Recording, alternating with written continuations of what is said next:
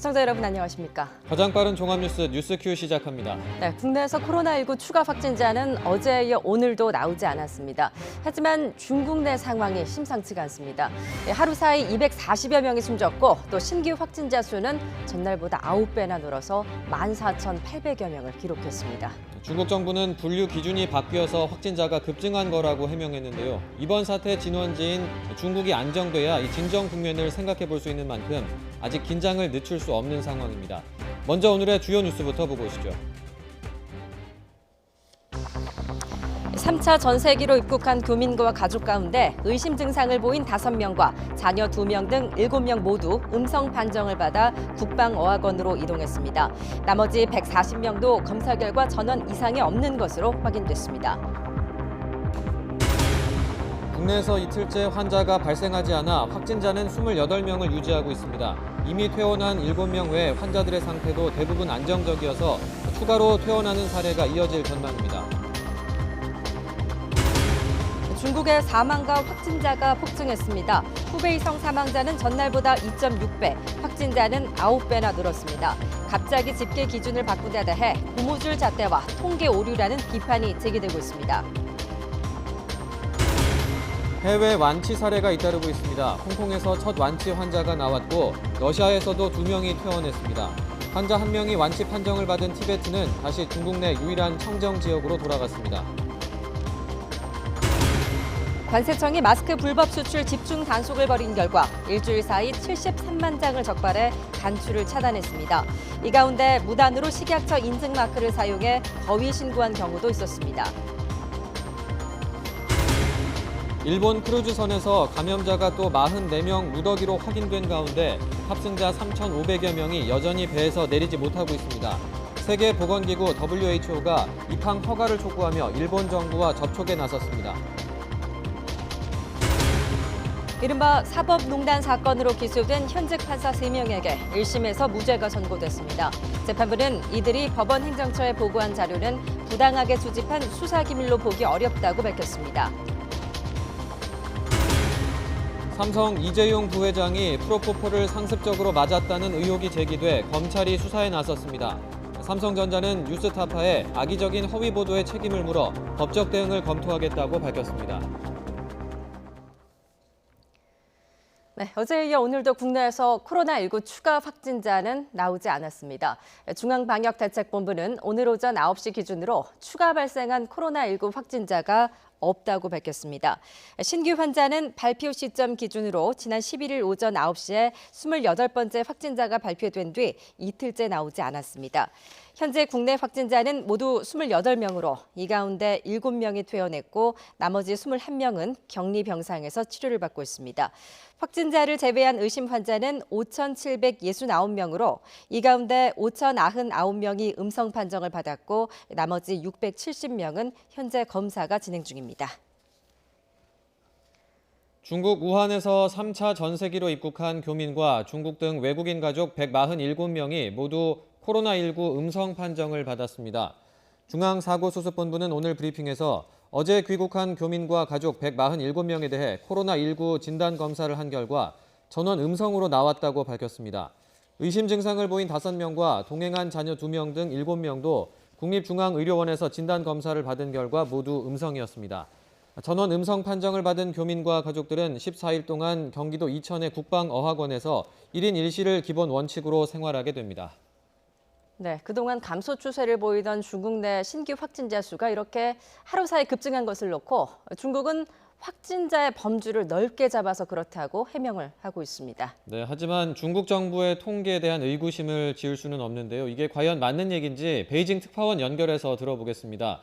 강성웅 특파원.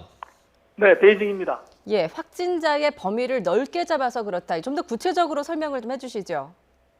네, 그동안은 DNA 검사를 통해서 확진을 받은 사람만 확진자로 분류했는데 어제부터는 임상적으로 확실한 사람도 확진자에 포함을 시켰다는 겁니다. 예를 들어서 의심 증세를 보인 환자 가운데서도 엑스레이나 컴퓨터 단층 촬영, 즉 CT 영상으로 폐렴이 확인된 사람들, 이 사람들은 그동안 의심 증세였기 때문에 의심 환자로 분류가 됐었는데 이 사람들도 확진자에 새로 추가시켜봤다는 겁니다.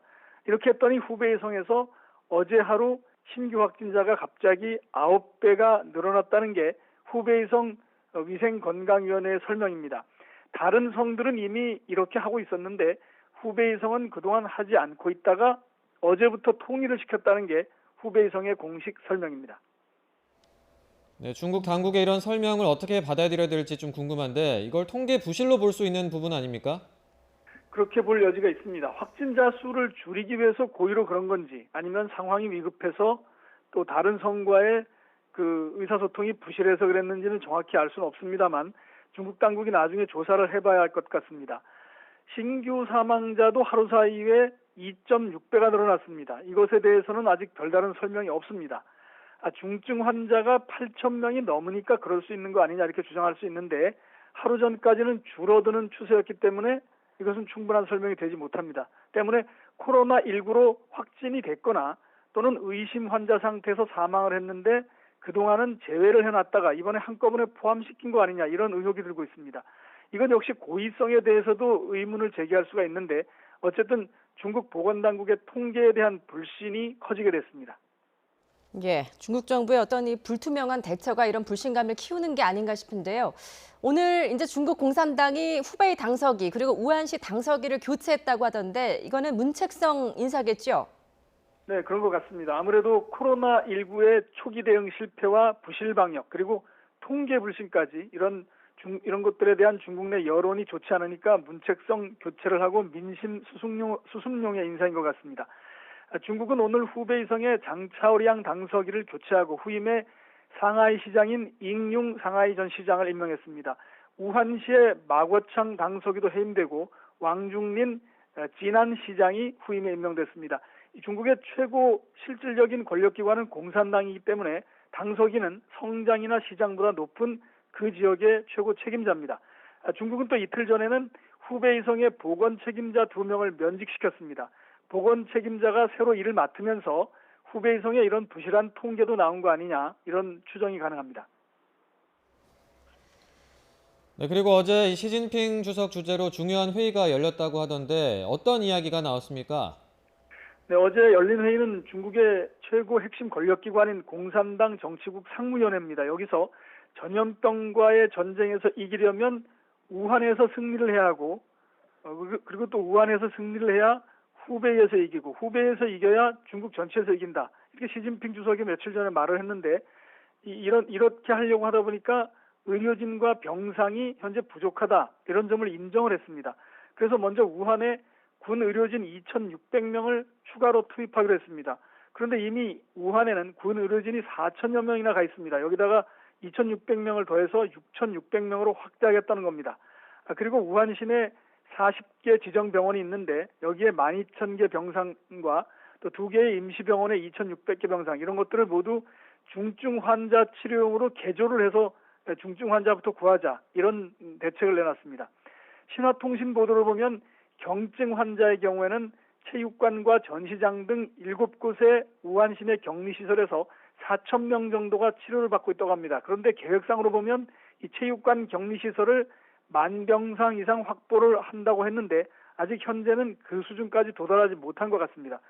그런데 중국은 오늘 코로나19 환자가 많이 나온 후베이성의 쓰옌시라는 곳에 장완구라는 지역이 있는데 이곳에 대해서 처음으로 전시 통제를 선언했습니다. 마치 전쟁이 난 것을 가정해서 해당 구의 모든 그 조치를 취하겠다는 건데 주거 지역을 전면 폐쇄했습니다. 외출 금지령 수준보다 더 높은 폐쇄입니다. 필수품은 주민위원회에서 배급을 해주고 집 밖으로 나오는 사람은 모두 붙잡아가는 식의 극단적인 격리 조치까지 등장한 겁니다. 지금까지 베이징에서 YTN 강성웅입니다.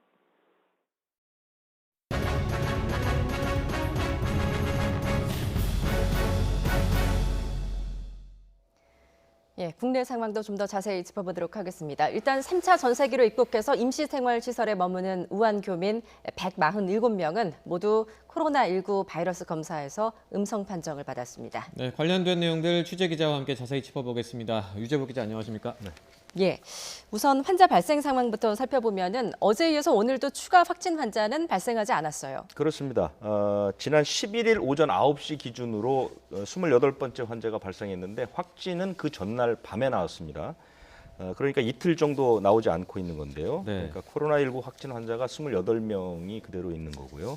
7명은 퇴원을 했습니다.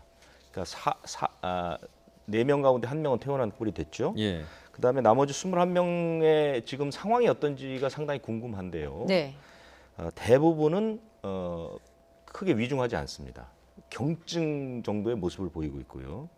한 명이 폐렴으로 산소 공급 치료를 받고 있지만 중증은 아닙니다. 이 산소 공급 치료를 놓고 기자들도 사실은 많은 질문들이 있었는데요. 예. 산소를 공급하는 단계가 3단계가 있습니다. 첫 번째 단계는 코에 그 산소 공급을 달아서 스스로 호흡하면서 산소를 조금씩 공급하는 방법이 있고요. 네. 예. 두 번째는 이제 마스크를 쓴 상태에서 스스로 호흡을 하면서 산소를 공급받는 방법이 있고, 세 번째는 모터를 이용해서 강제로 산소를 주입하는 방법이 있습니다. 예. 그리고 세 번째 단계를 중증이라고 하고 나머지 두 단계는 중증이라고 분류하지 않는데 21명 환자 가운데 이 세 번 중증에 도달하는 환자는 현재 없다 이런 얘기고요. 예. 심지어는 그 현재 임상 증상을 보이지 않는 환자도 몇 명 있습니다. 네. 그래서 오늘은 아니지만 이르면 내일부터 2~3명이 더 퇴원할 수 있을 것이다. 이게 이제 질병관리본부의 예측이고요.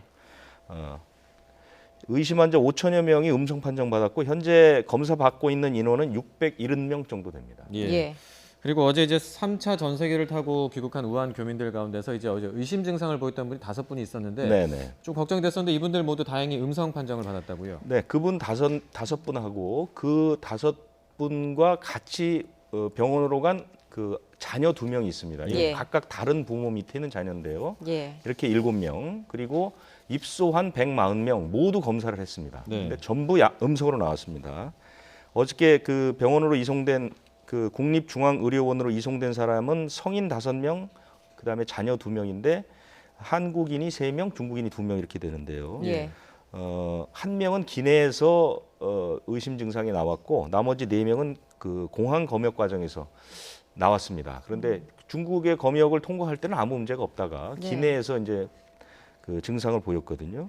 그래서 기본 검사를 다 받고 바이러스 검사까지 받았는데 전부 음성이 나왔습니다. 예. 그래서 현재 147명이 입소해 있는데요. 네. 그중에 우리 국민이 79명이고 중국 국적이 67명, 이 안에는 홍콩인도 1명 있고요. 네. 미국 국적의 1명도 있는데 우리 국민의 배우자 이렇게 나와 있습니다. 예. 예. 일단 1, 2차 그 전세기에 왔던 그 교민들을 보면은 이제 입소를 해서 발현을 한 적도 있기 때문에 좀 긴장감을 늦춰서는 안 될 것 같습니다. 1차 때는 15명이 공항에서 유증상자가 됐고 예. 의심 환자였고 두 번째는 8명이었죠. 그래서 25명 다 음성으로 나왔는데 입소한 뒤에 확진이 2명이 나왔죠. 예. 알겠습니다. 자, 지금까지 이제 그 3차 전세기에는 사실 당초에는 170여 명이 타고 올 것이다라고 했었는데 예상보다는 좀 적은 인원이 와서 좀 궁금증이 있었거든요. 궁금증도 있었고 걱정도 좀 됐었죠. 예. 어떤 일이 있었는가 했는데 이와 관련해서 정부 쪽에서 발표한 것을 보면 우선 교통편이 좋지 않았다. 그래서 도착을 못한 분들이 있었다라는 얘기거든요. 네. 지금 오늘은 뭐 더 강한 봉쇄령이 나왔지만 사실은 그저께부터 중국 우한 지역에 사실 봉쇄적 통제가 들어가지 않았습니까? 예. 아파트 자기 집을 못 나가게 하는 그런 통제가 있었기 때문에 아마 교통편 같은 걸 구하기가 쉽지 않았던 것 같고요.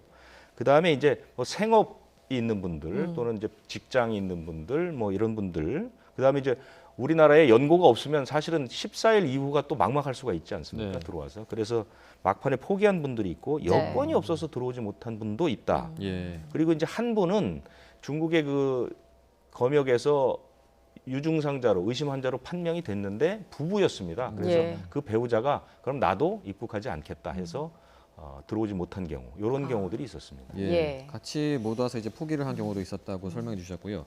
그리고 이제 퇴원을 한 분들 상황도 좀 짚어보고 싶은데 네네. 어제 이제 퇴원을 3분이 했는데 먼저 3번째 환자, 3번 환자분부터 네네. 좀 내용을 좀 전해 주시죠. 3번 환자는 여러분들이 잘 아시겠지만 3번 환자가 그 같이 식사를 한 6번 환자, 여섯 번째 환자가 있었고요. 그 다음에 지인으로 알려진 28번째 환자에게 이제 2차 감염을 시켰고 이 6번째 환자가 배우자와 자녀, 그러니까 10번과 11번. 예. 그 다음에 21번째 그 교회에서 만났던 접촉했던 21번째 환자 이렇게 3차 감염까지 이루어졌던 그 환자인데요. 네. 예.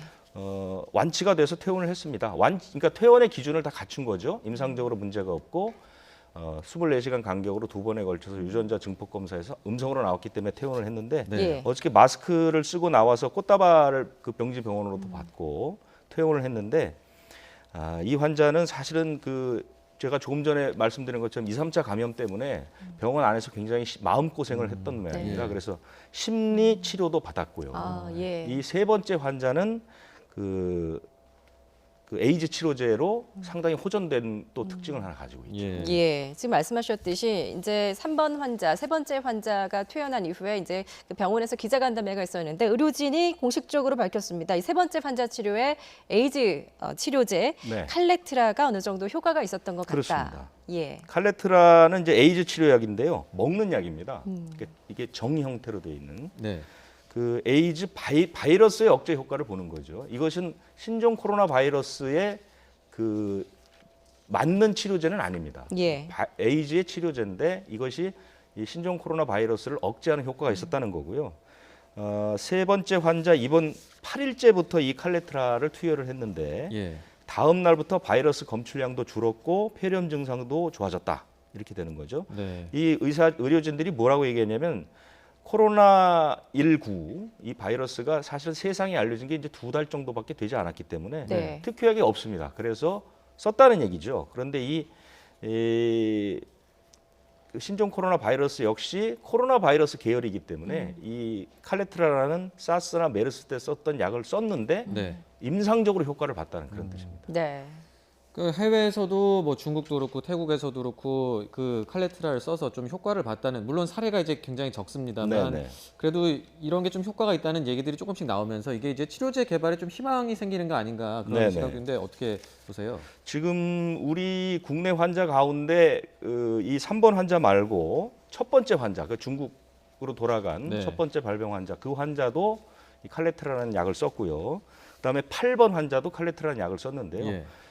그렇다고 해서 이 에이즈 치료제가 바로 이 신종 코로나 바이러스를 고친다고 볼 수는 없고요. 네. 현재 200명 정도를 대상으로 외국에서 연구가 진행되고 있습니다. 네. 그래서 아마 조금 더 명확한 결과가 나올 것 같다 이런 얘기도 있고요. 예. 이 치료 결과가 논문으로 이제 전 세계 학자들에게 제공이 되기 때문에 예. 아마 많은 연구를 통해서 조금 희망을 볼 수 있지 않을까 이런 기대는 갖고 있습니다. 예, 좀 희망을 가져보도록 하겠습니다. 그런가 하면은 이제 어제 그 싱가포르에 그 다녀온 뒤에 확진 판정을 받았던 17번째 환자가 퇴원을 네네. 했는데 언론에 공개 인터뷰를 하지 않았습니까? 그렇습니다. 예. 다른 환자들은 대개 이제 본인들이 꺼려하게 되면 저희가 이제 억지로 인터뷰를 예. 하거나 촬영을 하지는 않는데 이 17번째 환자는 뭐 자신의 모습을 다 드러내고 네. 인터뷰도 하는 약간 이색적인 모습이었는데요. 이 싱가포르 컨퍼런스라는 게 이제 국제적으로 그 코로나19의 확산의 뭐 주범이다. 그래서 이렇게 지목이 되고 있습니다. 왜냐하면 그 컨퍼런스에 참가했던 사람 가운데 지금 5개 나라에서 확진자가 나왔거든요. 첫 번째로 나온 곳은 이제 말레이시아. 우리 17번째 그리고 18번째 환자도 다 여기서 나오지 않았습니까? 예. 그래서 그 17번째 환자가 이제 확진이 됐는데 퇴원을 했습니다. 그런데 이분은 지난 5일에 확진 판정을 받았으니까요. 일주일 만에 나온 겁니다. 예. 그러니까 이분은 굉장히 몸도 건강했고 네. 치료 과정도 굉장히 성실히 임해서 치료가 좀 빨랐다는 거고요. 그리고 퇴원할 때 뭐 의료진과 포옹을 하기도 하고 또 이분이 또 다 편지를 써서 고맙다는 편지도 쓰기도 했는데요. 아, 예. 언론 인터뷰에서 이런 말을 했습니다. 치료를 잘 받으면 쉽지 않더라도 독한 독감의 느낌으로 치료를 끝내서 완쾌될 수 있는 병인 것 같다. 이렇게 얘기를 했거든요. 예. 그러니까 네. 본인이 직접 알아보니 독감 정도 수준이지 우리가 그렇게 공포를 가질 필요는 없겠다. 그래서 막연히 두려워할 필요는 없다라는 것을 실제로 이제 병을 알아본 사람의 입장도 얘기를 해서 네. 지금 뭐 그렇지 않아도 국내외적으로 상당히 좀 이 신종 코로나 바이러스에 대한 공포감, 막연한 공포감이 있는데 그럴 필요는 없을 것 같다 하고 정부도 지금 적극적으로 오늘부터는 뭐 행사 같은 것도 할 수 있고 뭐 마스크를 쓰지 않아도 큰 문제가 없다는 등의 예. 공포감을 줄이기 위한 노력들을 하고 있는데요. 이게 이제 이렇게 해서 조금 진정 국면으로 들어가기를 하는 바람들이 많습니다. 예. 예, 알겠습니다. 지금까지 유재복 기자와 함께 국내 상황 짚어봤습니다. 잘 들었습니다. 그렇습니다.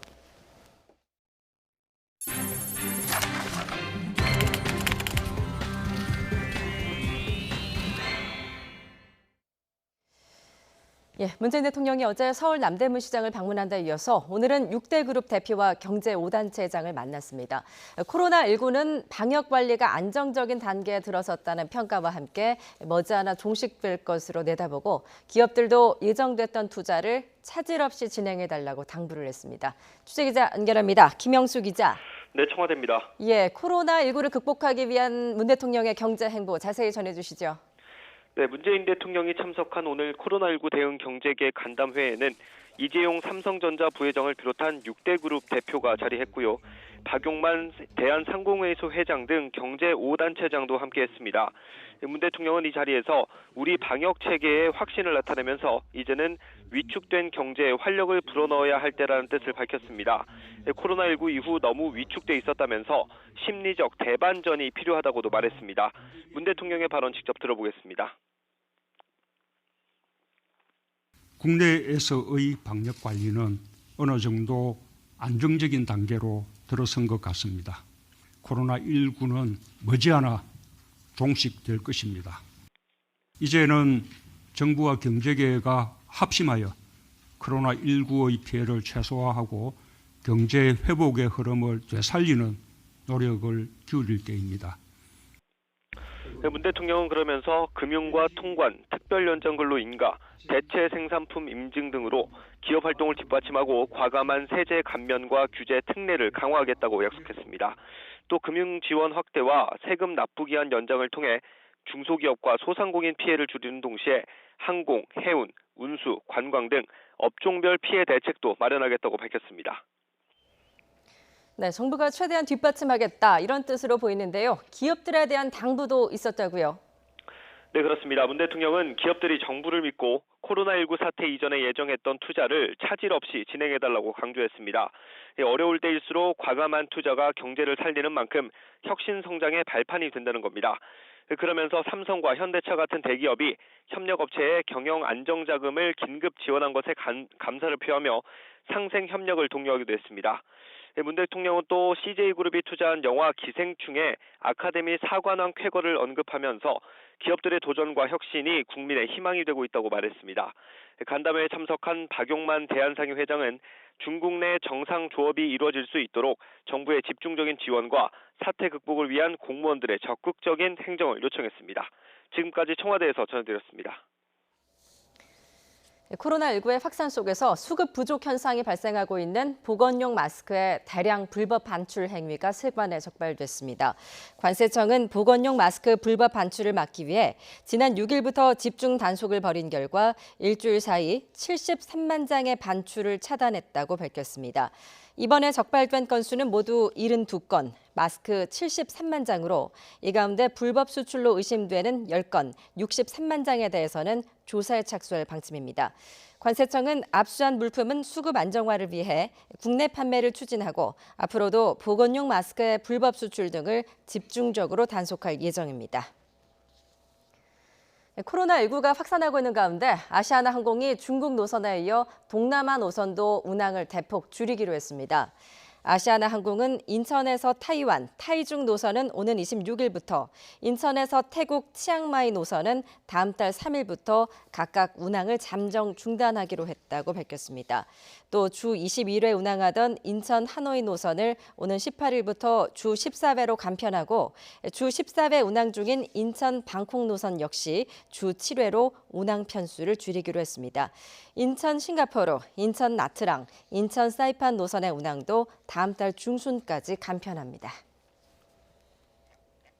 일본 요코하마항에 정박 중인 크루즈선에서 코로나19 감염자 44명이 추가로 확인됐다고 일본 후생 노동성이 밝혔습니다.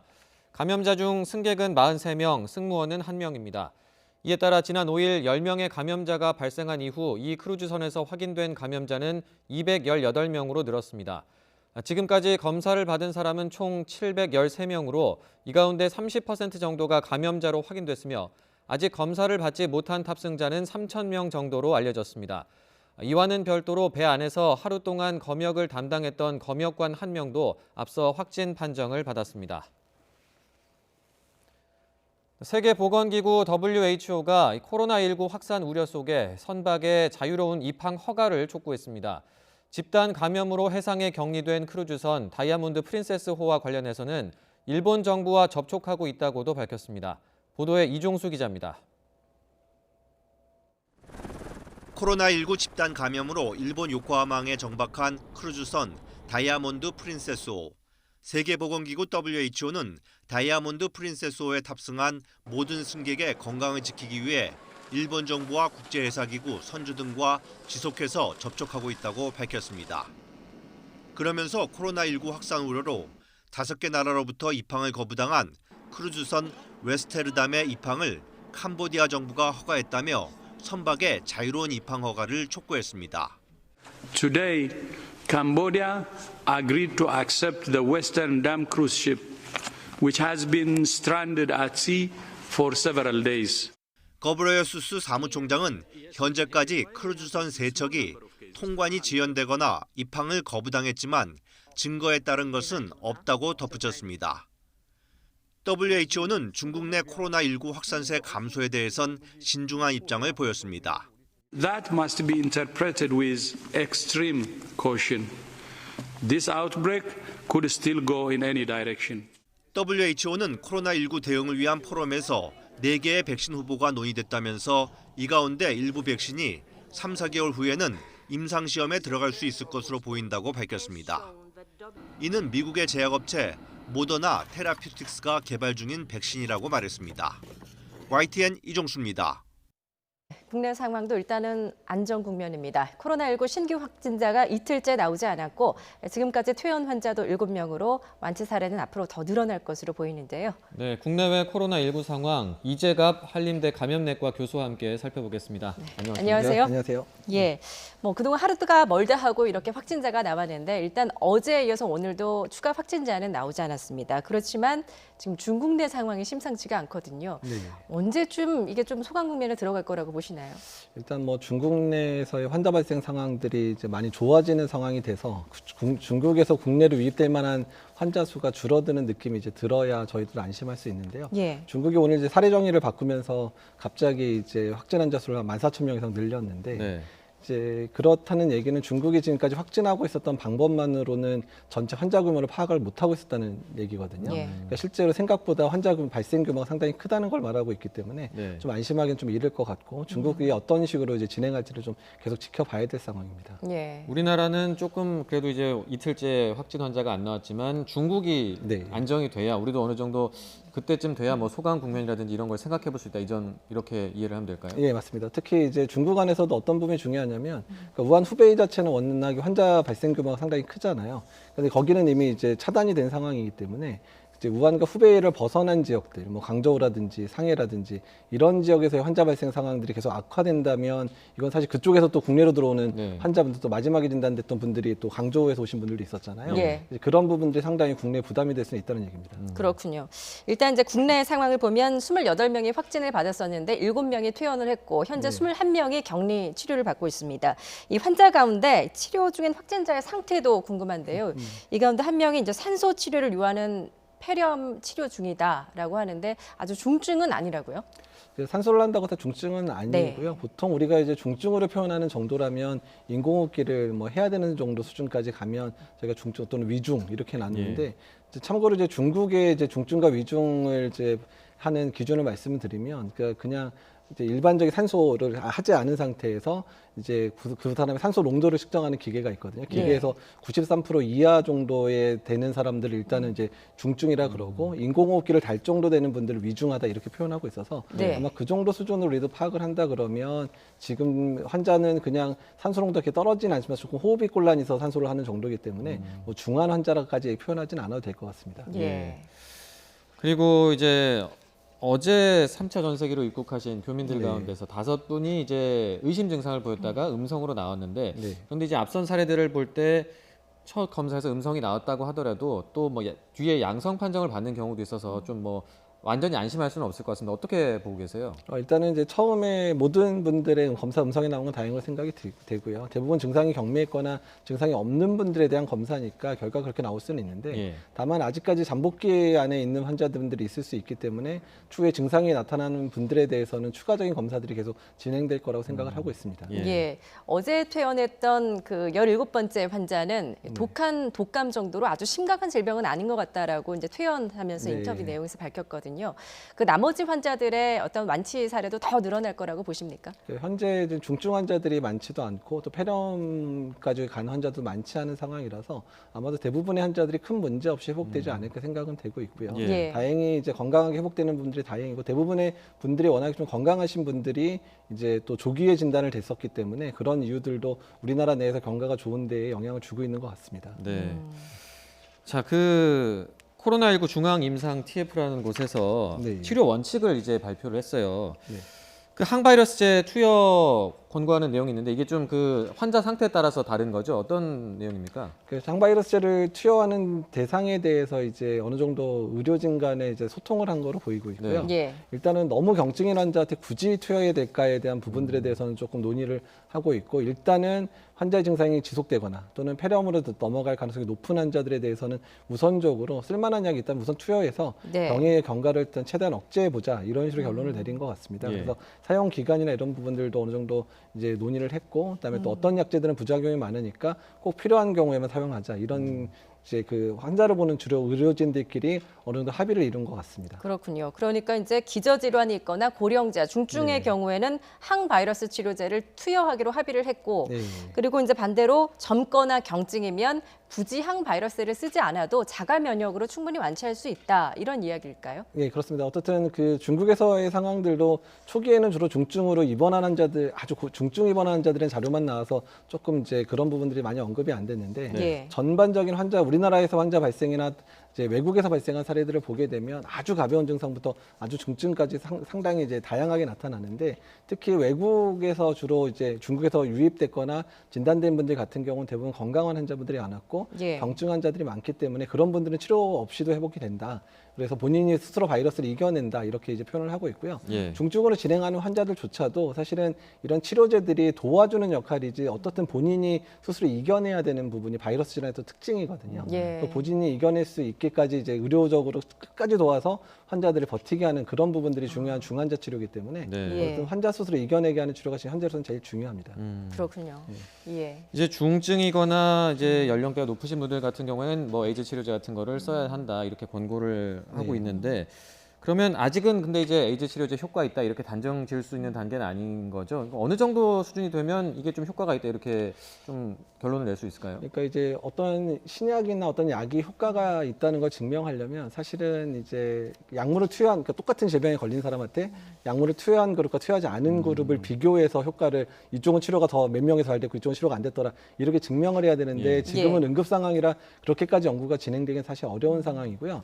다만 이제 지금 쓰는 약물의 사용 방법들은 어떻게 결정된 거냐면 기존에 이미 여러 사람한테 다른 이유 때문에 썼던 약이어서 안정성을 이미 확보된 약들에 대해서 네. 이제 바이러스를 실험적으로 바이러스에 투여를 해서 이 바이러스가 얼마나 억제되는지를 이미 실험이 된 약들입니다. 그래서 예. 어느 정도 바이러스가 억제가 되니까 안정성은 타 질환에서 이미 확인이 됐고 그다음에 효과는 이런 실험, 동물 실험이라든지 이런 세포 실험에서 확인이 된 약들을 골라서 투여하고 있는 거기 때문에 어느 정도 안정성과 또한 어느 정도의 효과는 그러니까 아주 확실한 효과는 아니더라도 효과가 네. 있을 거라는 부분들은 대개 의료진들이 동의하고 있는 겁니다. 예, 네. 이 에이즈 치료제 칼레트라가 이제 과거 사스나 메르스 사태 때도 그 쓰였고 그때도 네. 좀 효과가 입증이 됐었다고요. 예, 그래서 이제 중동 사례에서도 보고가 여러 번 됐었고요. 예. 국내에서도 실제로 할리트라를 많이 썼었는데, 그러니까 뭐 비교할 수 있는 대상이 없기는 했었지만 어느 예. 부분에서 상당히 효과적이라는 부분들이 이제 보이고 있었어서 어떤 사용 경험이 우리나라에서도 있었기 때문에 의료진들이 좀 선택하는데 좀 주저함이 없었던 것도 같습니다. 예. 알겠습니다.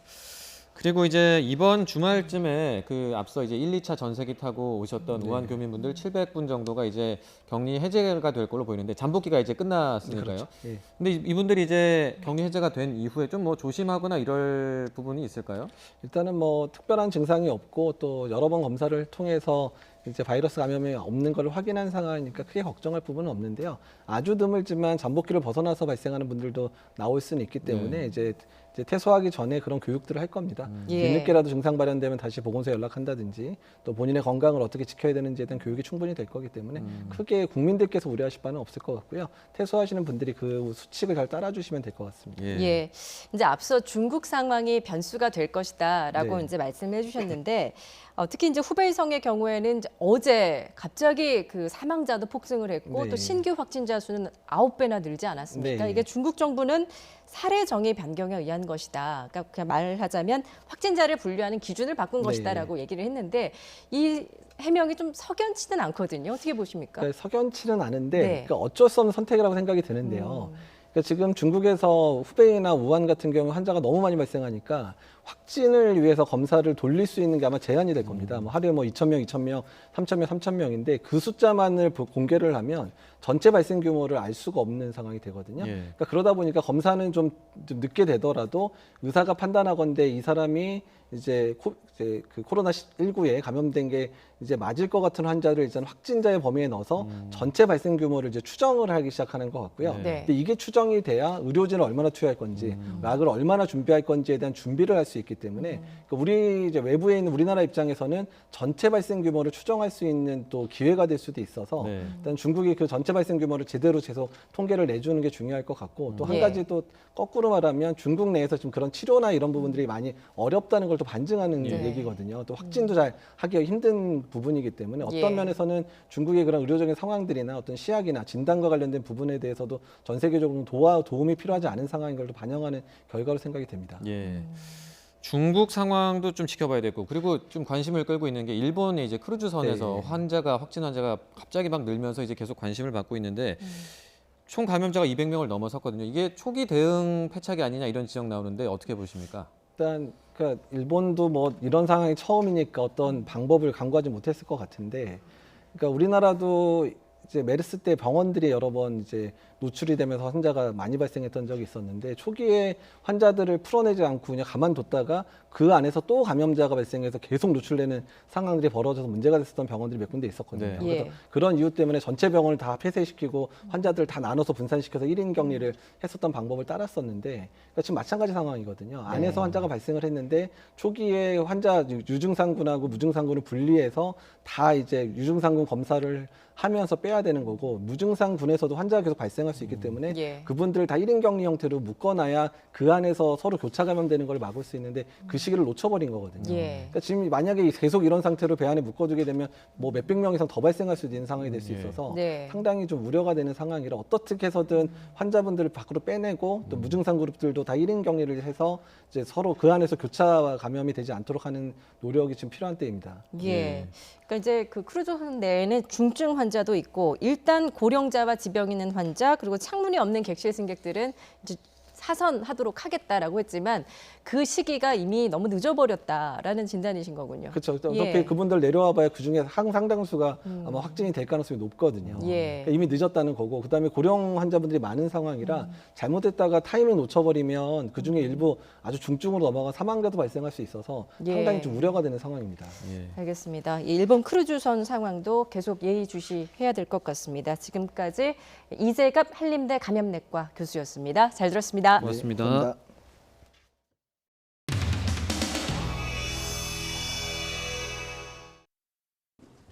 존경하는 창당 동지 여러분, 오늘 국민당의 창당 발기인 대회를 지켜보시는 존경하는 국민 여러분. 안철수 발기인이 창당 중기위원장으로 추대되어 선출되었음을 선포합니다.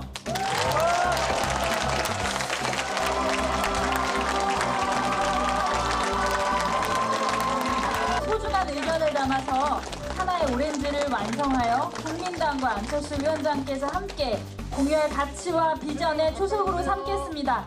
다 같이 큰 박수로. 국민당이 당색으로 주황색을 사용한다고 합니다. 원내 정당 민중당이 3년째 사용해오고 있는 색인데도 국민당은 단 한마디의 상의도 양해도 없이 일방적으로 결정하고 선포했습니다. 네, 기자 여러분 안녕하십니까? 민중당 대변인 이은혜입니다. 감사합니다.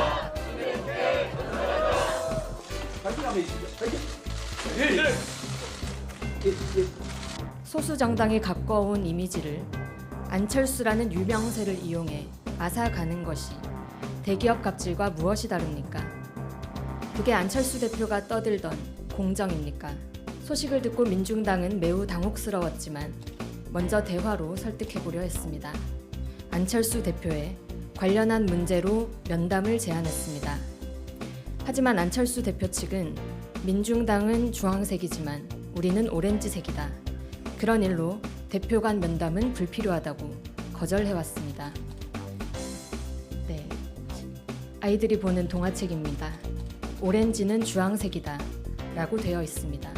이걸 다르다고 주장하시는 안철수 대표께 초등학교 미술 수업부터 다시 듣고 오라고 해야 하는지 난감합니다. 네, 기다려주셔서 감사합니다. 제가 국민당 대변인 새로 맡게 됐습니다. 잘 부탁드립니다. 지금 민중당에서 이제 이런저런 이야기를 하고 있는 것으로 알고 있는데요. 여기 옆에 저희 홍보 팀장님께서 설명 간단하게 해주시겠습니다. 네,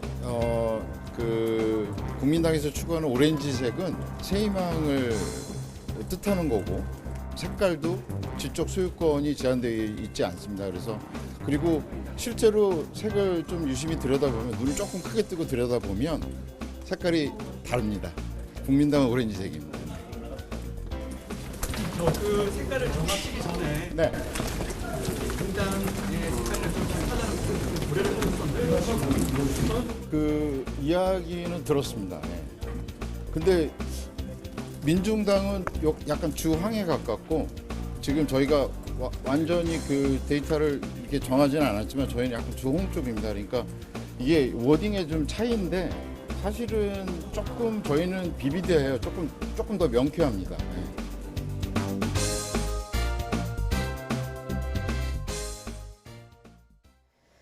중앙선거관리위원회가 자유한국당의 비례대표용 위성정당인 미래한국당 정식 등록을 허용하기로 했습니다.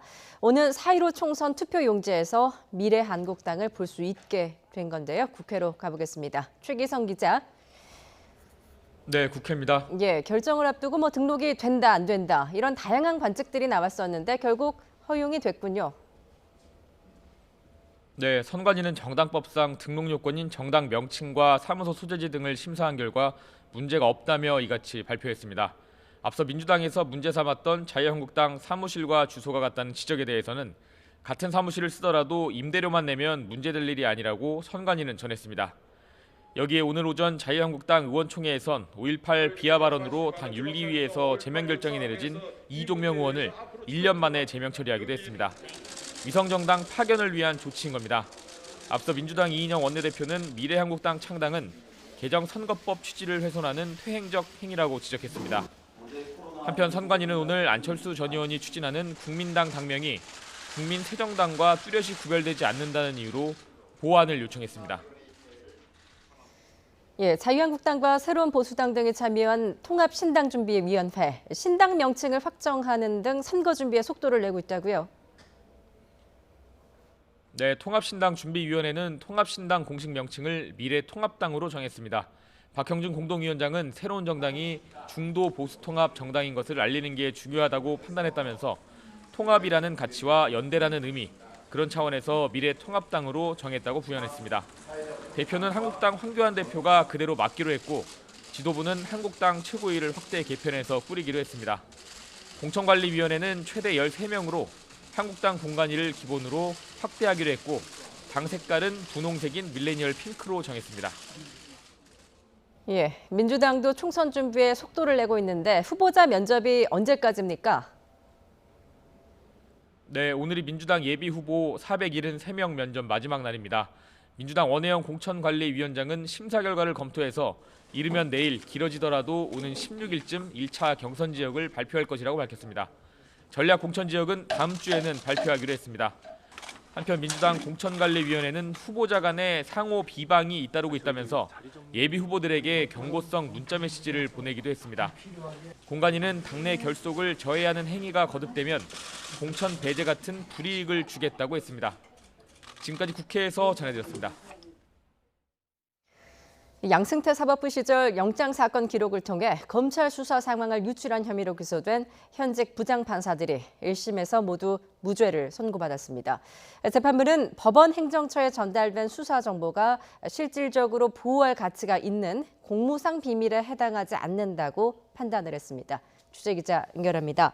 강희경 기자. 네, 서울중앙지방법원입니다. 예, 이른바 사법농단 의혹 사건으로 기소된 현직 법관들이었는데 법원이 무죄를 선고했군요. 네, 서울중앙지방법원은 신광열 서울고등법원 부장판사와 조희연 성창호 부장판사에게 모두 무죄를 선고했습니다.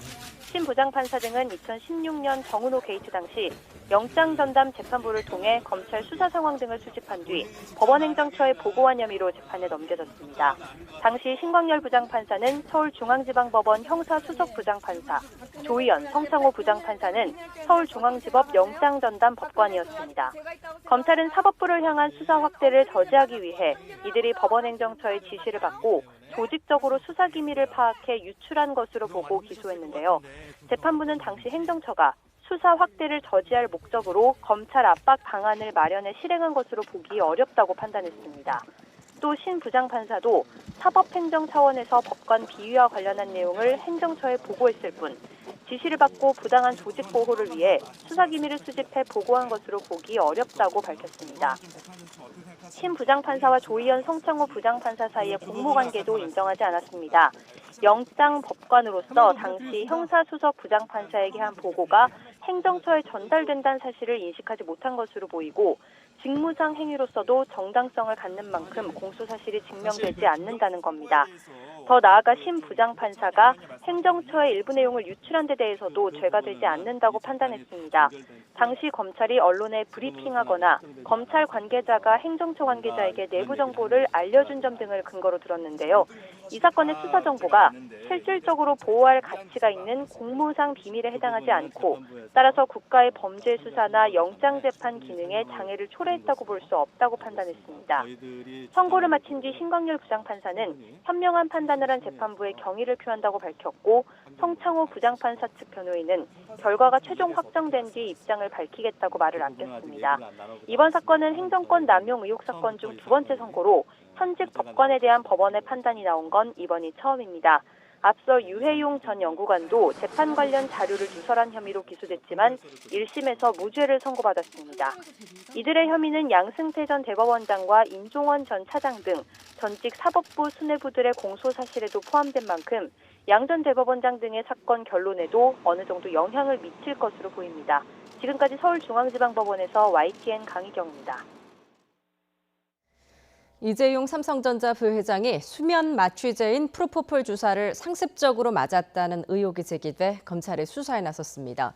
대검찰청은 지난달 국민권익위원회로부터 이 부회장의 프로포폴 투약 의혹 관련 공익신고를 받아 서울중앙지검 강력부에 배당했습니다. 오늘 뉴스타파는 해당 의혹을 권익위에 공익신고한 김모 씨와 인터뷰와 함께 김 씨로부터 건네받은 SNS 메시지 등을 공개했습니다. 김 씨는 뉴스타파와의 인터뷰에서 자신은 이 부회장이 다닌 강남 모 성형외과 간호조무사의 남자친구로 2017년 초 이 부회장이 병원을 여러 차례 방문해 프로포폴을 상습 투약한 정황을 알게 됐다고 전했습니다. 서울 한남 3구역 재개발 시공사 선정 과정에서 특정 건설사 측이 현금과 향응을 제공하고 조합원 아이디를 도용했다는 YTN 단독 보도와 관련해 GS건설이 개별 홍보 활동을 전면 중단하겠다고 밝혔습니다.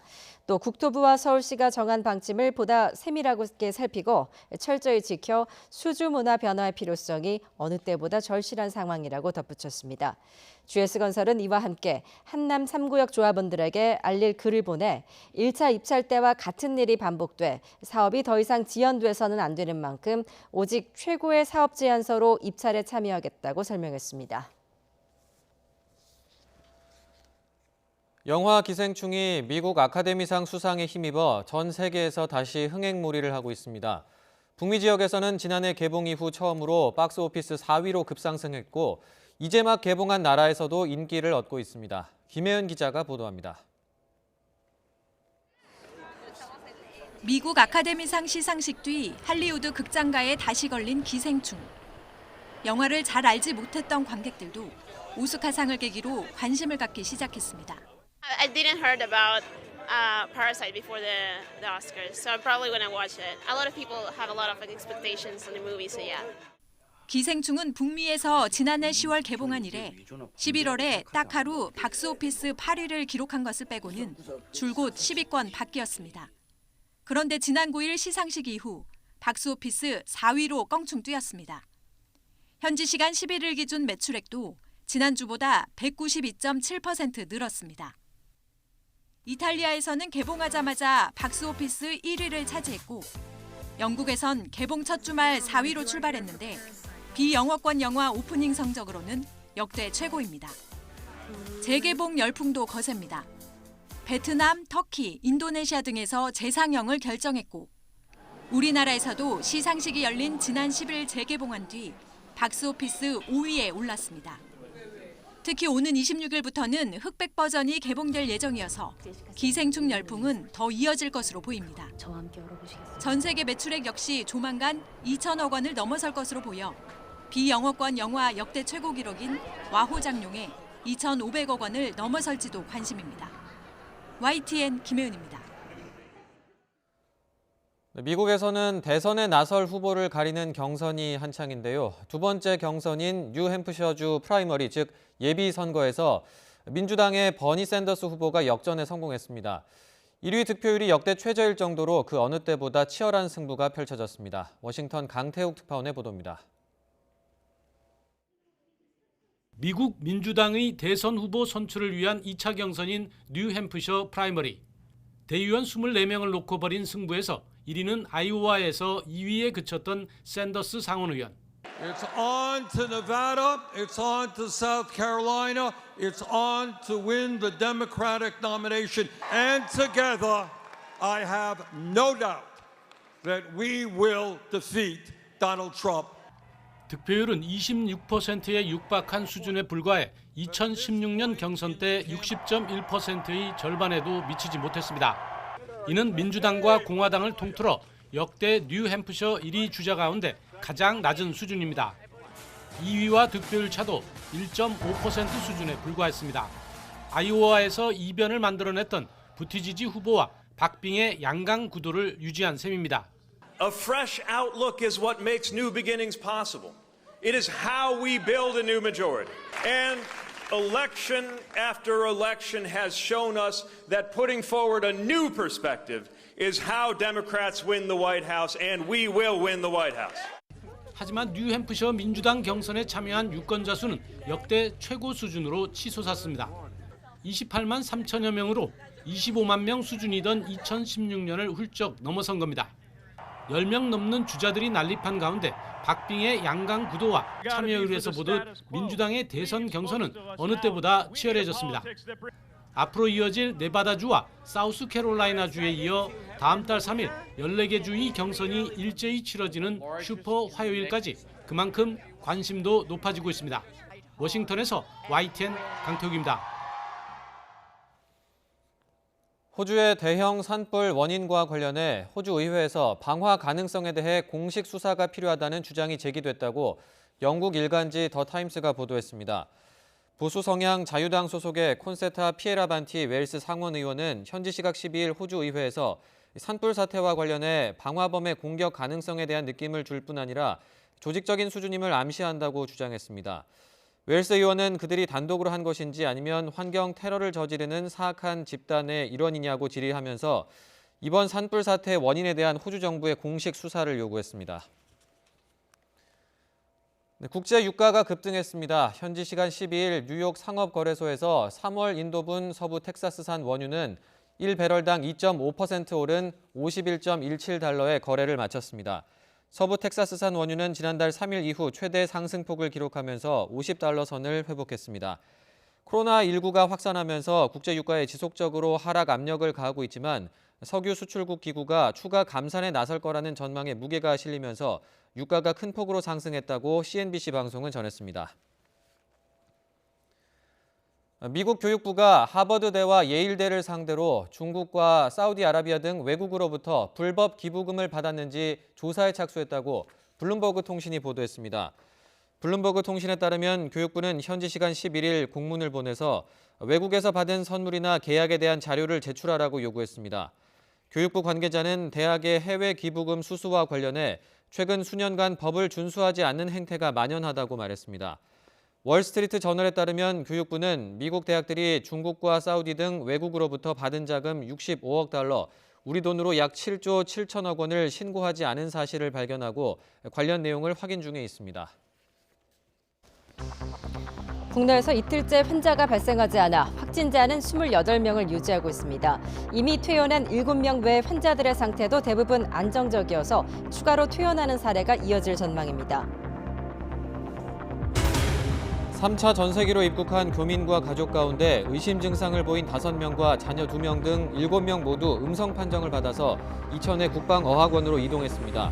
나머지 140명도 검사 결과 전원 이상이 없는 것으로 확인됐습니다. 중국 내 사망과 확진자가 폭증을 했습니다. 후베이성 사망자는 전날보다 2.6배, 확진자는 9배나 늘었습니다. 갑자기 집계 기준을 바꿨기 때문이라는데 중국 당국의 통계에 대한 신뢰가 타격을 입었습니다. 코로나19 확산과 관련해 중국 지식인들이 공중보건 위기를 막기 위해 언론과 표현의 자유를 보장할 것을 요구하고 나섰습니다. 사실상 시진핑 정권의 정면으로 반기를 든 것으로 파장이 예상됩니다. 문재인 대통령이 코로나19가 머지않아 종식될 것이라고 밝혔습니다. 정부와 재계가 합심해 경제 회복의 흐름을 되살릴 때라고 지적하고 예정대로 설비 투자를 진행해달라고 기업들에 주문했습니다. 수원의 아파트값이 일주일 사이 2% 넘게 급등하는 등 일부 지역의 시장 불안이 확산하고 있습니다. 국토부는 이상 현상이 일어나는 지역을 조만간 조정 대상 지역으로 추가 지정할 예정입니다. GS건설이 한남 3구역 시공사 선정 과정에서 현금을 뿌리고 조합원 아이디를 도용했다는 YTN 보도를 인정했습니다. GS건설은 개별 홍보 활동을 전면 중단하고 국토부 방침을 준수하겠다고 밝혔습니다. 청와대 앞 집회시설이 모두 철거됐습니다. 범투본과 전교조 등 보수와 진보 성향의 9개 단체 천막 13동이 모두 치워졌습니다. 철거 집행에만 1억 원이 들어갔습니다. 네, 뉴스큐 이어서 전해드리겠습니다.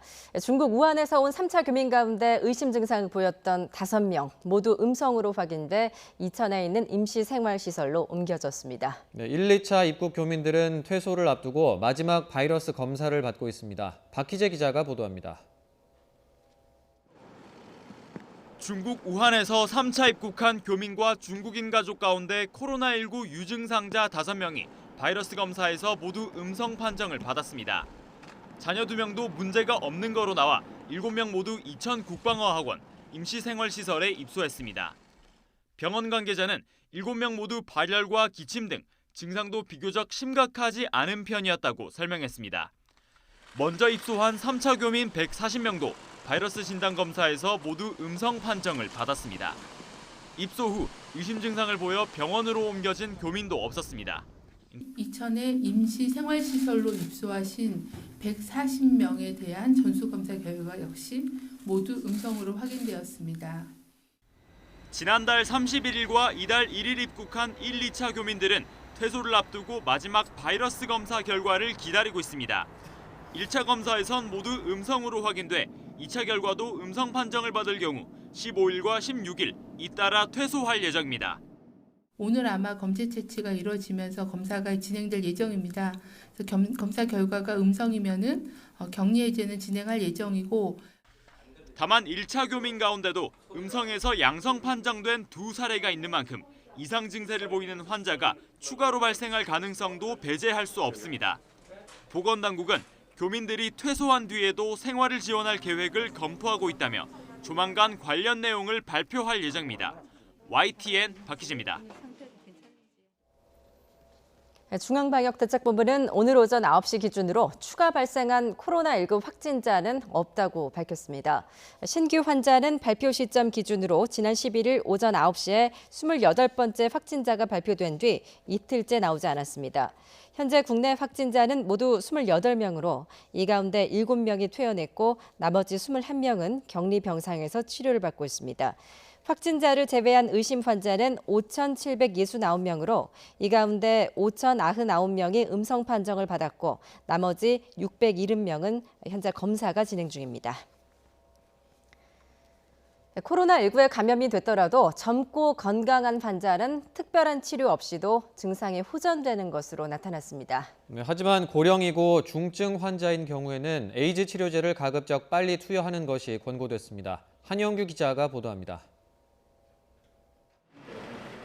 싱가포르에서 열린 컨퍼런스에 참여했다 코로나19에 감염된 것으로 확인된 17번 환자는 이번 7일 만에 완치돼 퇴원했습니다. 38살로 젊고 건강했기 때문에 항바이러스 치료제를 투여하지 않았지만 증상이 없어졌습니다. 국내에서 3차 감염됐던 11번 환자도 항바이러스제 치료 없이 완치돼 지난 10일 퇴원했습니다. 국내 감염병 전문가들은 젊고 건강한 환자이고 증상이 가벼우면 항바이러스제 치료의 필요성이 떨어지는 것으로 판단했습니다. 코로나19 중앙임상 TF는 현재까지의 임상 자료를 종합하여 코로나19 환자의 임상 특성을 판단할 때 젊고 건강한 경우 특별한 치료가 없어도 저절로 좋아지는 경우가 많다는 점을 확인하였고 TF는 그러나 고령 또는 기저질환이 있거나 중증일 경우에는 항바이러스제를 투여하기로 합의했습니다. 항바이러스제 치료를 결정했다면 가급적 빨리 투여하는 게 도움이 됩니다. 항바이러스 치료로는 에이즈 치료제인 칼레트라를 하루 2회 2알씩 복용할 것을 제안했습니다. 말라리아 약제인 하이드록시 클로로퀸도 투여할 수 있습니다.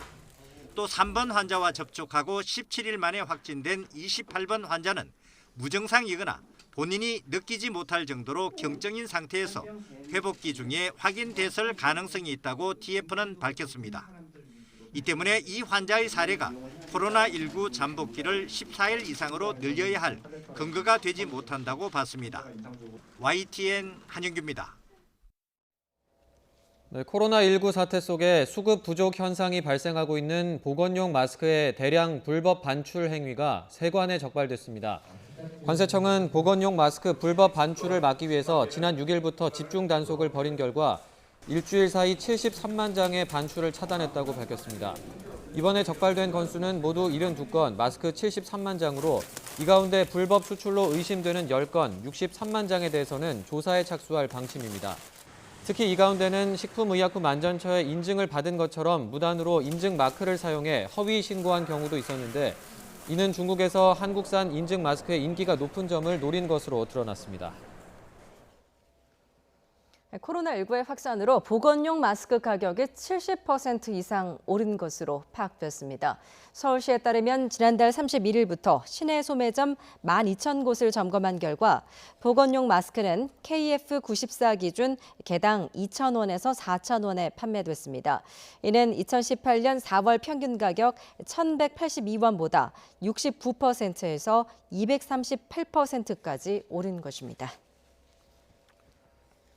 코로나19 사태로 중국 수출길이 막힌 러시아 킹크랩이 대거 우리나라로 들어오면서 값이 크게 떨어진 킹크랩이 대형 마트에도 등장했습니다. 이 마트는 러시아산 킹크랩 20만 톤을 확보해 오늘부터 일주일 동안 1kg에 49,800원에 판다고 밝혔습니다. 1kg에 89,800원이었던 지난해 2월과 비교하면 44%나 싼 가격입니다. 중국은 세계 최대 킹크랩 수입국으로 러시아 킹크랩을 1년에 만여 톤 수입하는데 이번 달 첫 주에 중국에 들어가지 못한 킹크랩 가운데 200톤가량이 우리나라로 들어와서 가격이 크게 떨어진 겁니다. 노량진 수산시장에서 지난 3일부터 8일까지 킹크랩의 평균 낙찰가는 1kg에 49,000원 선으로 1월 4주차보다 20%가량 낮아졌습니다.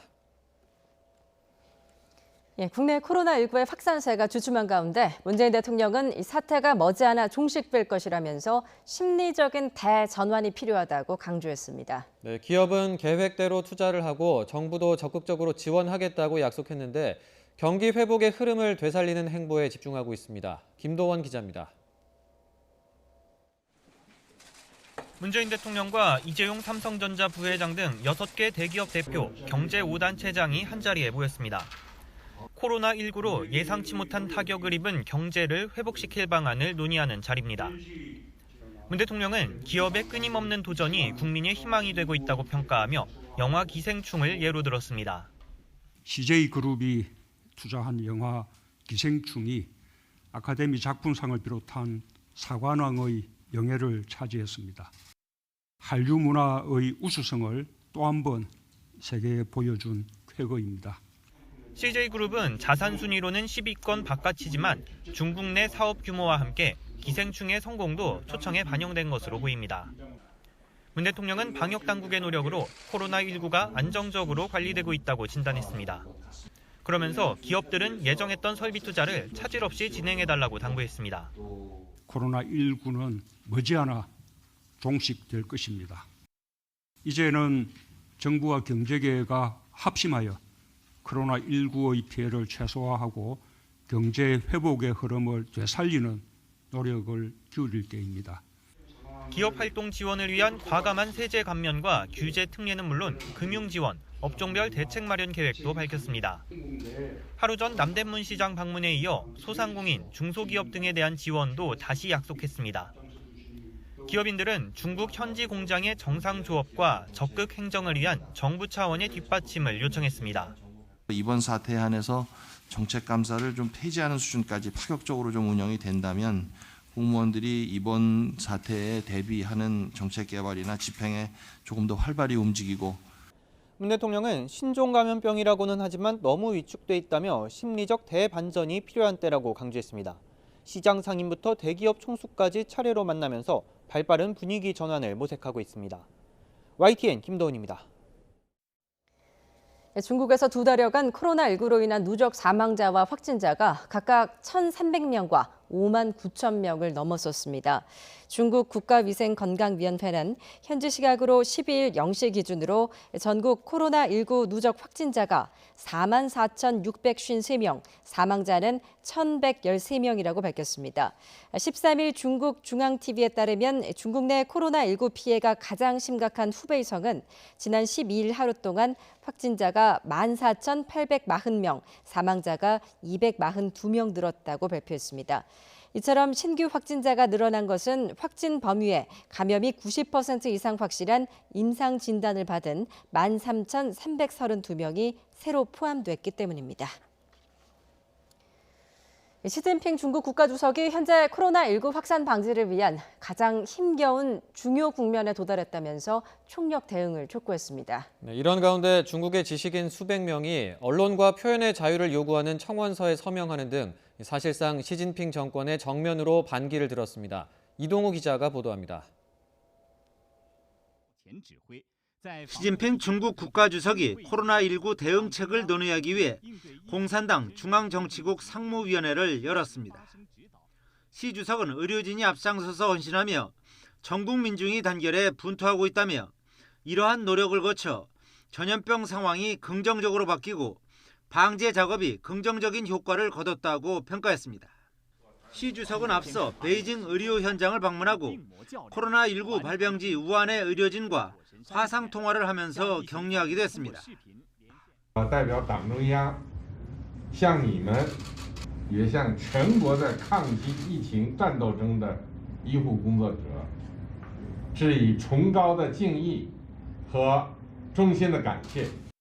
시 주석은 지금은 전염병 방제 작업에서 가장 힘겨운 중요 국면에 도달해 있다면서 특히 전염병 발생이 심각하거나 위험이 큰 지역의 방제를 강화해야 한다고 주문했습니다.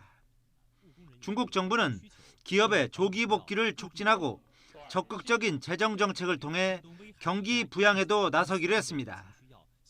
이런 가운데 중국 지식인 수백 명이 언론과 표현의 자유 보장 등 5대 요구를 수용할 것을 촉구하는 청원서에 서명했습니다. 시진핑 집권 이후 사회 전반에 대한 통제를 강화한 상태에서 이 같은 움직임은 사실상 시진핑 정권의 정면으로 반기를 든 것으로 풀이됩니다. 장첸판 베이징대 법대 교수는 정보에 접근할 수 있는 권리야말로 공중보건 위기를 막을 수 있는 가장 중요한 열쇠라며 이러한 권리를 얻기 위해 이번 서명에 참여했다고 밝혔습니다. 이 청원은 온라인에서 급속하게 유포되고 있지만 서명에 참여한 지식인 가운데 일부의 SNS 계정이 차단되는 등 중국 정부의 탄압을 받고 있습니다. 의료계에는 코로나19에 대해 일체 얘기하지 말라는 함구령이 내려지는 등 중국 당국의 검열은 강화되고 있습니다. YTN 이동호입니다. 이달 말 스페인 바르셀로나에서 열릴 예정이던 세계 최대 통신 모바일 박람회인 모바일 월드 콩그레스 MWC가 코로나19 확산 우려에 취소됐습니다. 주최 측인 세계 이동통신사업자협회는 현지 시간 12일 성명에서 MWC 2020을 취소한다면서 코로나19 확산과 관련한 국제적 우려와 여행 경보 등으로 행사 개최가 불가능하기 때문이라고 밝혔습니다. 앞서 인텔과 페이스북, 아마존, 소니 등이 코로나19 확산 우려에 잇따라 불참 계획을 밝혔고 새 스마트폰을 선보일 계획이던 LG전자도 참가하지 않기로 했습니다. 오는 24일부터 27일까지 열릴 예정이었던 MWC는 약 200개국 10만여 명이 모여서 최신 IT 기기를 직접 만져보고 체험하는 자리입니다. 중앙선거관리위원회가 자유한국당의 비례대표용 위성정당인 미래한국당 정식 등록을 허용하기로 했습니다. 오늘 4.15 총선 투표용지에서 미래한국당을 볼 수 있게 된 것인데요. 국회 취재기자 연결합니다. 최기성 기자. 네, 국회입니다. 예, 미래한국당 결국 허용이 됐군요.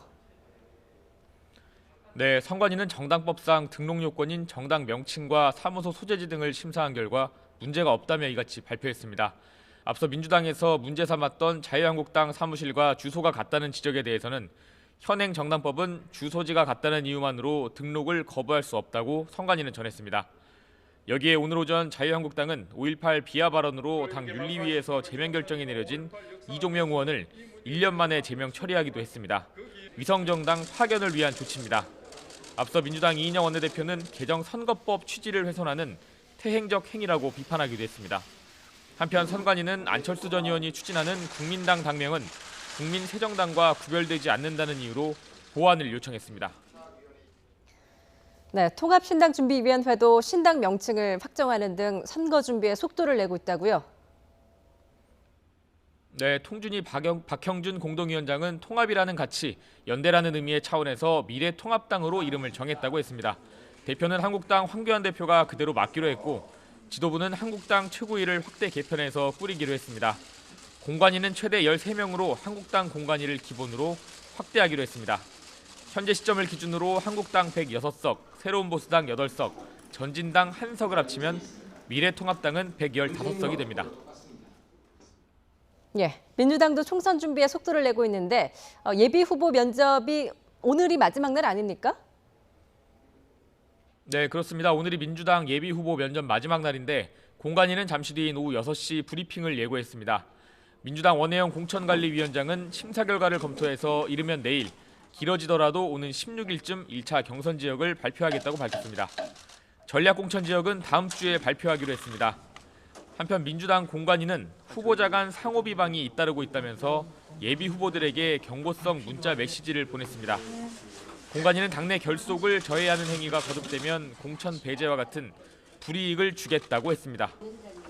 지금까지 국회에서 전해드렸습니다.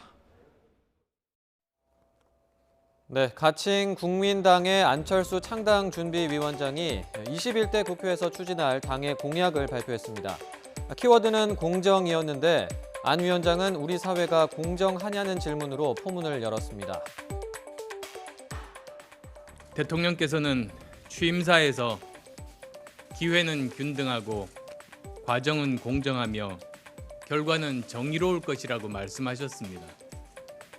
과연 지금 대한민국이 그렇습니까?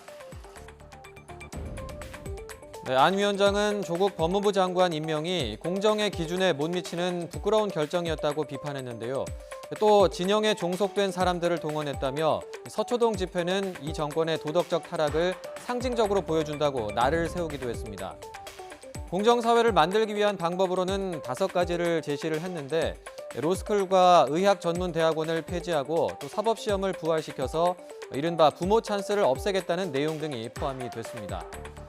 무당층과 중도층 유권자들에게 기대를 걸고 있는 안 위원장이 총선 준비에도 속도를 내는 모양새인데요. 그런데 어제 국민당의 색깔과 관련된 논란도 있었습니다. 민중당이 3년 동안 써오던 주황색을 국민당이 당 색깔로 정했다는 건데요. 민중당은 국민당으로부터 한마디 상의나 양해도 없었고 색이 다르다는 답변만 들었다고 주장했습니다. 반면에 국민당은 색은 특정 정당만 소유할 수 있는 게 아니라는 입장인데요. 또 자세히 들여다보면 민중당의 상징색과는 좀 다르다고 설명하기도 했습니다. 각 당의 설명 듣고 오시죠. 우리 어린이들이 보는 동화책에도 오렌지는 주황색이다 라고 되어 있습니다. 이걸 다르다고 주장하시는 안철수 대표께 초등학교 미술 수업부터 다시 듣고 오라고 해야 하는지 난감합니다. 눈을 조금 크게 뜨고 들여다보면 색깔이 다릅니다. 국민당은 오렌지색입니다. 민중당은 약간 주황에 가깝고 지금 저희가 완전히 그 데이터를 이렇게 정하지는 않았지만 저희는 약간 주홍 쪽입니다. 저희는 비비드해요. 조금 더 명쾌합니다. 네, 그런데 이 색깔 논란 이번이 처음은 아닙니다. 지난 2016년 국민의당 창당 때에도 녹색당과 색이 겹쳐서 말이 나왔었는데요. 하지만 정당법에서는 이미 등록한 정당과 유사한 명칭의 사용은 금하고 있지만 당 색깔과 관련된 규정은 없습니다. 국민당은 이번 색깔 논란의 판단은 국민이 하실 거다 이렇게 밝히기도 했는데요. 여러분은 어떻게 생각하십니까?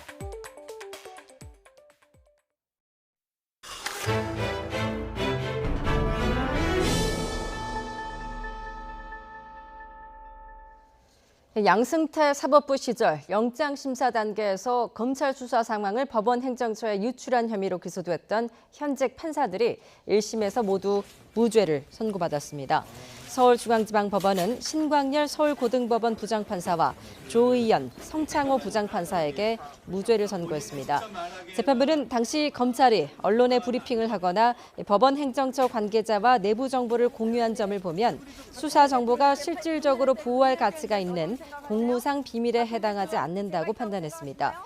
조의연 성창호 부장판사에 대해서는 영장법관으로서 신광열 당시 형사수석부장에게 한 보고가 행정처에 전달된다는 사실을 인식하지 못한 것으로 보이고 직무상 행위로서도 정당성을 갖는 만큼 공소 사실이 증명되지 않는다고 밝혔습니다.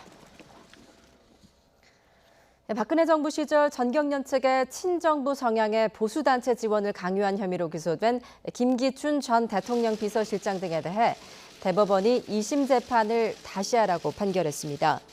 대법원은 강요죄 등의 혐의로 재판에 넘겨진 김 전 실장과 조윤선 전 장관의 상고심에서 강요죄를 무죄 취지로 판단하고 사건을 서울고등법원에 돌려보냈습니다. 대법원은 김 전 실장 등이 전경련의 특정 보수단체 지원을 요구한 행위는 원심과 마찬가지로 직권남용이라고 봤지만 강요죄는 성립하지 않는다고 판단했습니다. 재판부는 보수단체에 대한 자금 지원을 요구한 것이 강요죄가 성립될 만큼 협박으로 인정되지 않는다며 유죄로 인정한 원심의 판단을 파기했습니다. 지난해 스포츠계에 성폭력 폭로가 잇따르자 문화체육관광부가 감사원에 공익감사를 청구했었는데요. 감사원이 오늘 감사 결과를 발표했습니다. 선수나 지도자의 잘못도 문제지만 더 큰 문제는 잘못을 알고도 덮어주거나 문제가 터지면 실효성 없는 대책을 내놓고 사후에 챙겨보지 않은 문화체육관광부와 대한체육회에 있는 것으로 드러났습니다. 추은호 기자입니다. 또다시 성폭력 피해 파문이 발생함에 따라 대국민 신뢰 차원 확보 차원에서 지난 금요일 1월 11일 감사원에 공익감사를 청구하였습니다. 공익감사 청구에 따라 감사원이 국가대표 선수 관리 실태와 체육계 비리 관련자 처리 실태를 살펴봤습니다. 모두 40건의 위법 부당한 사항이 확인됐습니다. 스포츠계의 고질병인 온정주의는 감독기관인 문화체육관광부에까지 퍼져 있었습니다. 문체부가 운영하는 스포츠 비리 신고센터로 비리가 신고돼도 그냥 내버려 두거나 비리가 확인되더라도 징계 없이 넘어가는 경우도 있었습니다. 승부 조작과 성폭력에 대해서는 관용을 베풀지 않겠다는 경고는 실제로는 엄포에 그쳤습니다. 징계가 이뤄진 104건 가운데 30% 정도가 기준보다 가벼운 징계에 그쳤습니다. 중대한 범죄 혐의가 있는데도 고발 없이 넘어간 경우도 31건이었습니다. 성폭력 가해자에 대한 처리도 부실했습니다. 장애인 체육회의 느슨한 징계로 성폭력을 저지른 지도자가 피해 선수와 같은 팀으로 대회에 출전해 피해 선수가 피해 다니는 어처구니 없는 일도 벌어졌습니다. 비리로 징계를 받은 지도자들은 자격증이 취소되거나 정지되는데 200여 명의 대상자 가운데 실제로 적용된 경우는 1명뿐이었습니다. 문체부의 담당 국장은 이런 사실을 알고도 묵인한 것으로 드러났고 감사원은 징계 여부를 결정하라고 문체부 장관에게 통보했습니다. YTN 추은호입니다. 지난 12월 내놓은 부동산 대책 이후 풍선 효과가 확산하고 있는 가운데 경기 수원의 아파트값이 지난 일주일 사이 2% 넘게 급등한 것으로 나타났습니다. 한국감정원이 발표한 2월 둘째 주 아파트 가격 동향을 보면 신분당선 연장 등 교통 호재가 있는 수원 권선구의 아파트값이 한 주 사이 2.54%나 급등을 했습니다. 용인 수지구도 성북역과 풍덕천동 위주로 가격이 오르면서 1.05%의 상승률을 나타냈고 용인 기흥구도 0.68% 상승했습니다. 국토교통부는 조만간 주거정책심의위원회를 열고 시장 불안이 확산하고 있는 수원 권선구와 영통구, 성남 수정구 등 일부 지역을 골라 조정 대상 지역으로 추가 지정할 예정입니다. 서울 한남 3구역 재개발 시공사 선정 과정에서 특정 건설사 측이 현금과 향응을 제공하고 조합원 아이디를 도용했다는 YTN 단독 보도와 관련해 GS건설이 개별 홍보 활동을 전면 중단하겠다고 밝혔습니다. GS건설은 앞으로 한남 3구역에서 개별 홍보 활동을 하지 않기로 결정했다면서 특히 입찰 이후에도 이런 활동을 하지 않을 예정이라고 설명했습니다. 또 국토부와 서울시가 정한 방침을 보다 세밀하게 살피고 철저히 지켜 수주 문화 변화의 필요성이 어느 때보다 절실한 상황이라고 덧붙였습니다. 청와대 인근에서 장기 농성을 벌이던 범국민투쟁본부와 전교조 등 각종 단체 집회시설이 모두 철거됐습니다. 서울 종로구청이 전격적으로 행정 대집행에 나선 것인데 별다른 충돌 없이 마무리됐습니다. 구수본 기자입니다. 청와대 앞 도로가 아침부터 어수선합니다. 공무수행, 조끼를 입은 사람들이 헬멧을 쓴 채 분주하게 오갑니다. 아침 7시 25분부터 청와대 앞에 설치돼 있던 각종 집회시설이 철거됐습니다. 용역업체와 구청, 경찰, 소방 등 1,600여 명과 차량 15대가 동원됐습니다. 1시간 30여 분 만에 검투본과 전교조, 공무원 노조 등 9개 단체의 천막 13동과 물품이 모두 치워졌습니다. 아무 예고도 없이 강제 철거를 했어요. 집회 측 본부의 컴퓨터라든지 수백만 원어치 발전기 전부 다 가지고 가버렸습니다. 약간의 항의는 있었지만 큰 충돌이나 다친 사람은 없었습니다. 철거가 끝난 후에는 청소와 함께 코로나19 방역 작업도 시행했습니다. 이번 행정 대집행은 지난해 12월부터 예고돼 있었습니다. 서울시와 종로구청이 범투본 측에 여러 차례 계고장을 보내고 자진 철거를 요구했지만 범투본 측이 수용하지 않았습니다. 민원이 계속 제기가 됐고 특히나 이제 맹학학교 학부모들이 아이들 학습권 침해로 인해서 상당히 불편을 이제 또 호소를 했고요. 코로나도 지금 현재 계속 문제가 지금 발생하니까 주민들한테 그런 이제 그 위험성도 있는 거죠. 이번 행정 대집행에 들어간 비용은 약 1억 원. 구청은 각 집회 단체에 이 비용을 청구할 방침입니다. YTN 구수본입니다.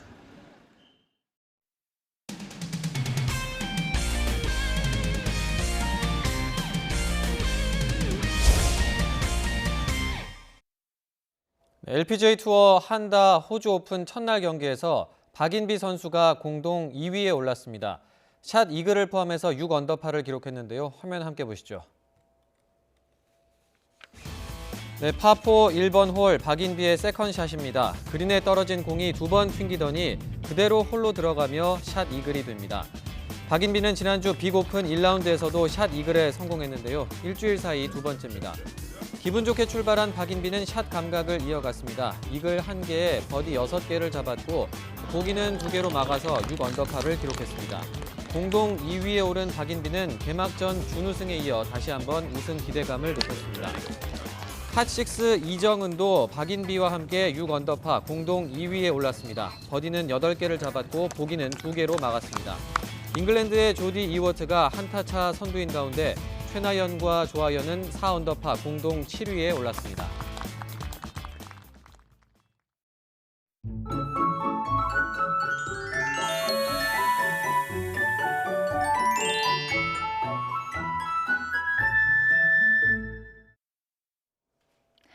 오늘 서울 등 수도권 지역은 종일 뿌연 미세먼지가 하늘을 가리고 있습니다. 지금도 유입된 스모그의 대기가 정체되면서 수도권의 초미세먼지 농도가 나쁨 수준을 보이고 있는데요. 내일도 대기 정체에 미세먼지의 유입이 이어지면서 서울 등 중서부 지역의 대기질이 나쁨 수준까지 오르겠습니다. 미세먼지는 문제지만 내일 날씨는 한층 더 포근해지겠습니다. 오늘 서울 낮 기온은 8.7도까지 올랐는데요. 내일은 13도까지 높아지면서 예년 수준을 8도가량 크게 웃돌겠습니다. 내일 내륙 지역은 구름만 많겠지만 제주 지역은 새벽부터 아침 사이에 5mm 미만의 비가 조금 오는 곳이 있겠습니다. 또 아침에는 내륙 곳곳에 안개도 짙게 끼겠습니다. 내일 아침 기온은 대체로 영상으로 시작합니다. 서울 기온 5도, 춘천과 세종 1도, 대구 4도, 광주 6도가 예상되고요. 낮 기온은 오늘보다 올라서 대부분 지역이 10도를 웃돌겠습니다. 서울의 한낮 기온이 13도까지 오르겠고 강릉과 안동 15도, 대구 16도, 광주는 19도까지 껑충 오르겠습니다. 이번 주말까지 포근한 날씨가 이어지겠는데요. 주말 밤부터 일요일 사이에 전국에 눈이나 비가 온 뒤에 날씨가 급변할 것으로 보입니다. 다음 주에는 서울의 기온이 뚝 떨어지면서 영하 8도까지 내려갈 전망입니다. 날씨 정보였습니다. 코로나19의 확산으로 국내 마스크 품귀 현상이 빚어지면서 정작 최전선에 있는 의료진이 마스크를 구하지 못하는 웃지 못할 상황도 빚어졌었는데요. 정부가 밀반출을 막기 위한 단속을 실시한 결과 불과 일주일 만에 중국으로 빼돌리려던 마스크 73만 개가 적발됐다고 합니다. 네, 곧 시중에 풀린다고 하니까 국내 수급 상황이 좀 안정되지 않을까 기대해 봅니다. 잠시 뒤 뉴스큐 2부에서 이 소식 전해드리겠습니다.